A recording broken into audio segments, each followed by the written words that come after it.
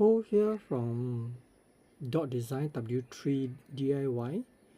I'm still in this photo module, going to show you the new function. This is the idea how you can create a web page for respective department. Like this one is operation department that need stock, inventory and expense claim. For the sales, invoicing and the purchase. Over here at this page, I have added this button called launch to the actual page. Over here, from the view page operation, you can share this page to your department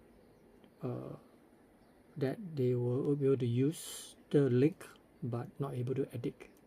So do try it out, and more will be coming.